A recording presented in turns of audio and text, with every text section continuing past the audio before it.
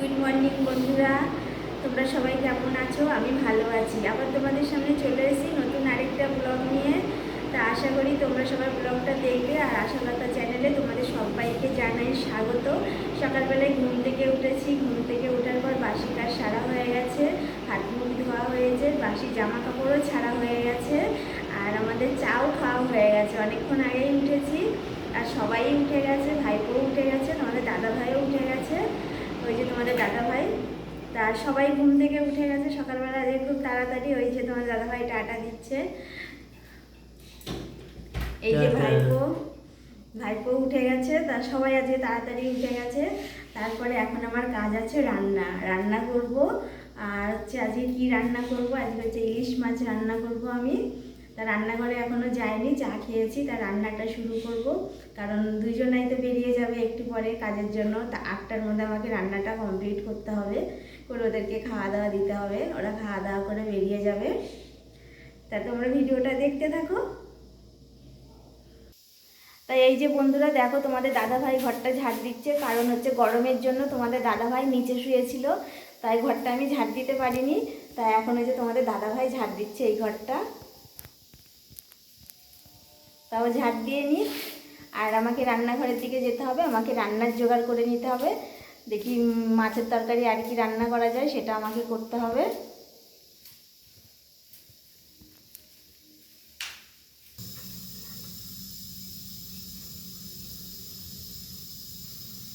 তা বন্ধুরা অলরেডি রান্না বসিয়ে দিয়েছি, ভাত হয়ে গেছে, আর হচ্ছে কচু ভাজা হয়ে গেছে।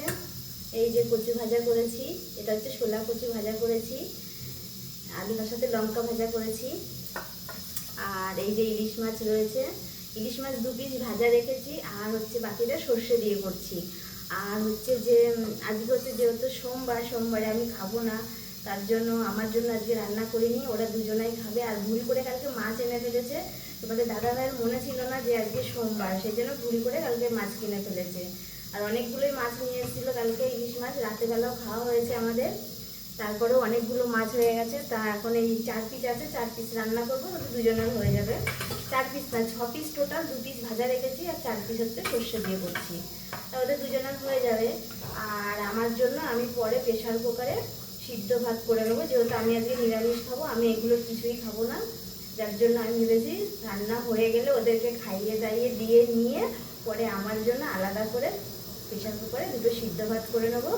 আজকে আমি ওটাই খাবো, কারণ সোমবারে নিরামিষ খেতে হয়। আর আমি আগেও সোমবারে নিরামিষ খেতাম, টানা টানা একদম টানা কয়েক বছর নিরামিষ খেয়েছিলাম, দিয়ে আমার একবার খুব অসুস্থ হয়েছিলাম।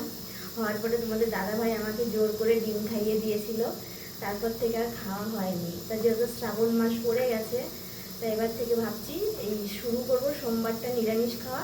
এরপর থেকে আমরা সবাই, শুধু আমি একা না, আমরা সবাই নিরামিষ খাবো। আর আজকে যেহেতু ভুল করে মাছটা এনে ফেলেছে, তাই জন্য মাছটা করেই ফেলতে হলো, নাহলে তোমাদের দাদা ভাইও নিরামিষ খেত, ভাই বোন খেত। তাই যাক, আর কী করা যাবে। তারা সবাই আগে মাছ ভাত খাক, আর আমি আজকে নিরামিষ খাবো।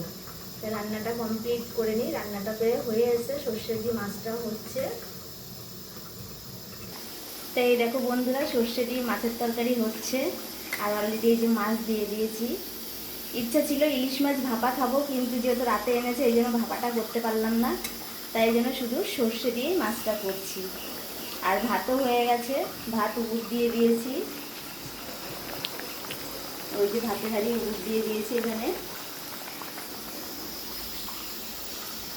তো ভিডিওটা দেখতে থাকো, আশা করি তোমাদের ভালো লাগবে। এই যে ভাইপো দাঁড়িয়ে আছে, ভাইপোর একদম সকালবেলা স্নান হয়ে গেছে, স্নান টান করে ও পুরো রেডি হয়ে গেছে।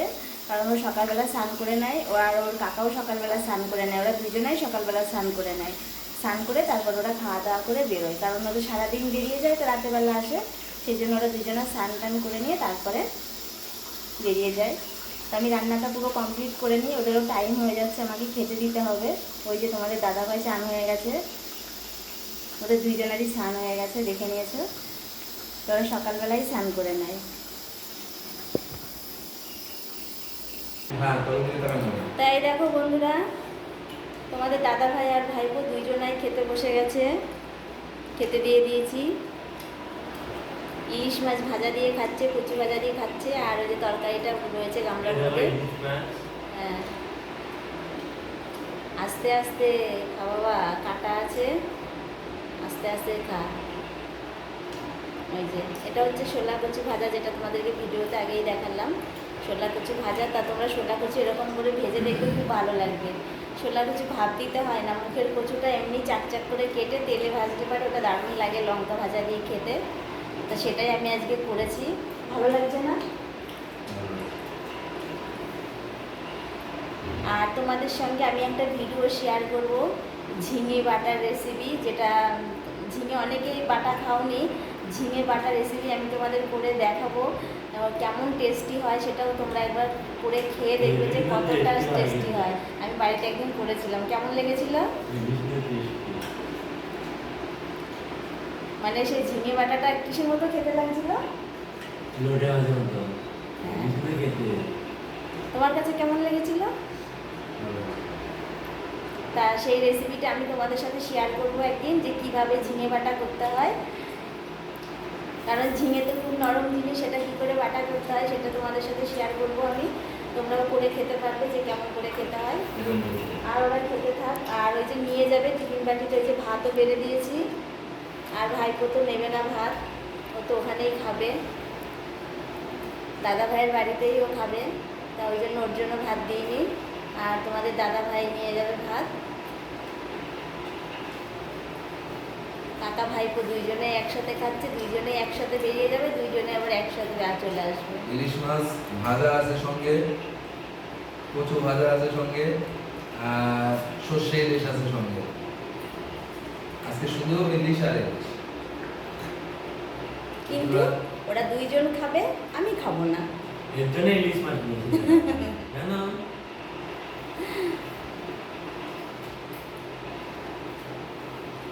এই জন্য ইলিশ মাছ নিয়ে এসছে, ভাইপো বলছে আমি খাবো না, তাই ইলিশ মাছ নিয়ে এসছে। কিন্তু না, আমাকে খেতে বলছিল, কিন্তু আমি বলেছি যে না, আমি আজকে ইলিশ মাছ খাবো না।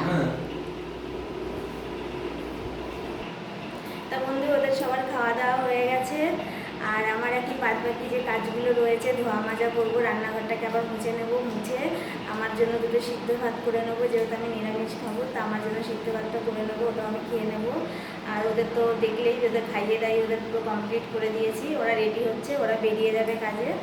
আর হচ্ছে যে একটা কথা কি জানো বন্ধুরা, আমরা যতই যাই করি না কেন, যতই আমরা ভাবি এটা করব ওটা করব সেটা করবো, দেখো ভগবান না চাইলে কিন্তু কোনো কিছুই সম্ভব হয় না। যেমন তিনি না চাইলে একটা গাছের পাতা নড়ে না, সেরকম তিনি না চাইলে কিন্তু আমাদের কোনো কিছুই করা সম্ভব না।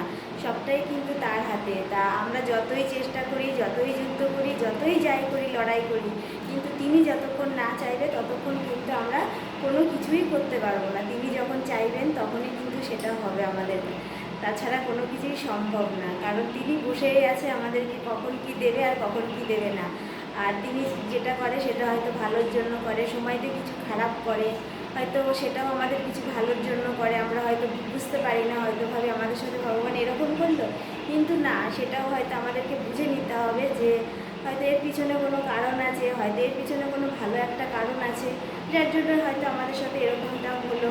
তাই এরকম আমাদের তো ধরো দুঃখ কষ্ট সব কিছু নিয়ে আমাদের জীবন, কখনো আমাদেরকে দুঃখ দেয়, কখনো আমাদেরকে হাসায়। তাই এই হলো আমাদের জীবন, এইভাবেই জীবন চলছে আর এইভাবেই চলবে। আর সব থেকে বড়ো কথা হচ্ছে, এই পৃথিবীতে আমরা সবাই কিন্তু অভিনয়, মানে অভিনেত্রী বলতে গেলে আমরা সবাই অভিনয় করতে এসেছি। 2 দিনের পৃথিবীতে আমরা সবাই কিন্তু অভিনয় করতে এসেছি। একদিন আমাদের সবাইকে পৃথিবী ছেড়ে চলে যেতে হবে, এটা হচ্ছে আমাদের অভিনয়ের পৃথিবী।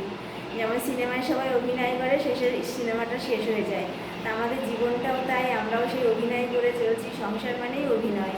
তাই অভিনয় যেদিন শেষ হয়ে যাবে সেদিন কিন্তু আমাদেরকেও এই পৃথিবী ছেড়ে চলে যেতে হবে। যেদিন ডাক পড়বে তার, সেদিন আমাদের চলে যেতে হবে এই অভিনয়টা ছেড়ে দিয়ে, এই সব কিছু ছেড়ে দিয়ে। এটা হচ্ছে আমাদের 2 দিনকারের জন্য।